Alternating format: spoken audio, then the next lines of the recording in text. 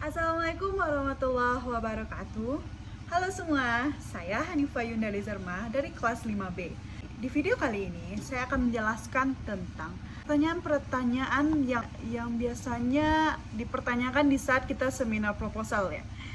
Di sini kita bahas, sebelum kita seminar, lebih baiknya kita lebih tahu dulu ya gimana gambaran-gambaran yang nantinya akan dipertanyakan oleh penguji-penguji yang kejam gitu kan. Oke, lanjut saja. Oke, kita lihat poin-poinnya. Poin yang pertama, biasanya ya penguji-penguji tersebut menanyakan hal yang paling penting, yang paling pertama sekali, yaitu tentang judul. Judulnya gimana nih maksudnya kan? Contoh, kenapa Anda memilih judul penelitian ini?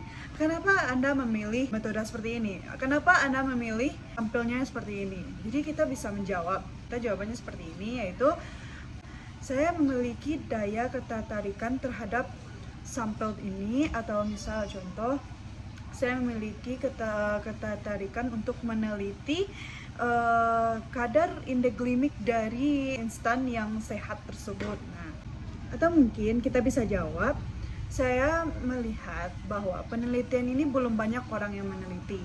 Jadi saya tertarik untuk meneliti penelitian tersebut dan bisa untuk mempublikasikannya nanti. Nah, pertanyaan yang kedua, biasanya peneliti. Nah, kita bisa jawab seperti ini karena kita secara sengaja untuk melakukan penelitian di daerah tersebut karena banyak penduduk-penduduk yang mengkonsumsi sampel tersebut atau produk tersebut, karena banyaknya informasi-informasi yang menyebutkan bahwa produk itu bagus atau bagaimana tersebut, dan kita bisa untuk meneliti tersebut apakah benar pandangan masyarakat tersebut betul seperti itu atau tidaknya, karena kita bisa lihat dari penelitian-penelitian sebelumnya ataupun penelitian dari kita nanti, kita bisa menilai apakah semuanya cocok dengan argumen-argumen dari masyarakat tersebut.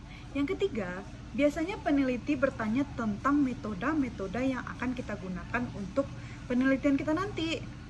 Nah, dari metode tersebut kita bisa menjelaskan tentang apa alat, cara, bagaimana kita bisa melakukan penelitian tersebut. Nah, di sini kita dituntut untuk bisa mengerti tentang metode yang kita gunakan, karena ya sepenting itu gitu. Kita harus paham dengan apa penelitian yang akan kita lakukan dari metode-metode tersebut. Nah, pertanyaan yang keempat, biasanya penguji tersebut menanyakan tentang rumusan-rumusan masalah. Nah, di sini kita tidak perlu lagi membuka lembaran-lembaran kita tentang rumusan masalah tersebut, tidak. Karena di sini penguji melihat apakah kita menguasai rumusan-rumusan masalah yang kita buat dari latar belakang atau dari judul yang kita mau teliti tersebut. Jadi kita harus menguasai semua materi-materinya. Nah, pertanyaan kelima, biasanya penguji juga bertanya tentang di mana kita bisa menghasilkan rumusan masalah tersebut, dari mana kita bisa berkesimpulan kita menciptakan suatu rumusan masalah tersebut. Nah, kita bisa jawab bahwa rumusan-rumusan masalah bisa kita ambil dari latar belakang, berunjuk dari latar belakang yang telah kita susun, dan latar belakang bisa kita ambil dari atau bisa berunjuk dari judul penelitian ya. Nah, kita bisa jawab seperti itu. Nah, selanjutnya, pertanyaan selanjutnya atau pertanyaan yang keenam, biasanya untuk bab kedua biasanya juga dipertanya-tanyakan tentang teori-teori yang telah kita bikin di bab 2. Contohnya, gimana cara mengukur kadar gula darah, atau cara kita memakai alat tersebut, bagaimana kita menentukan objek dari penelitian yang akan kita lakukan.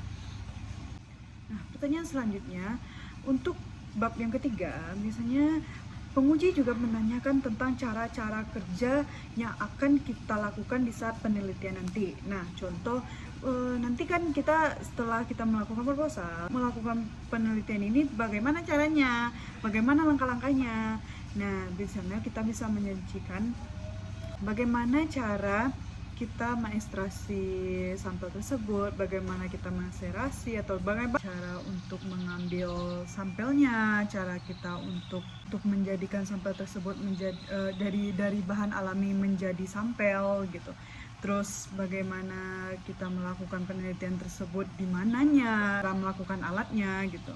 Nah, biasanya pertanyaan selanjutnya yaitu bagaimana jika penelitian ini tidak layak atau tidak layak untuk dilanjutkan. Nah, jika pertanyaan tersebut terjadi dipertanyakan kepada kita bisa menjawabnya seperti berarti ada yang salah dari penelitian saya, yaitu mungkin dari cara perhitungannya atau perumusannya, dan mungkin saya mengasumsikan penelitian ini dari situasi yang normal.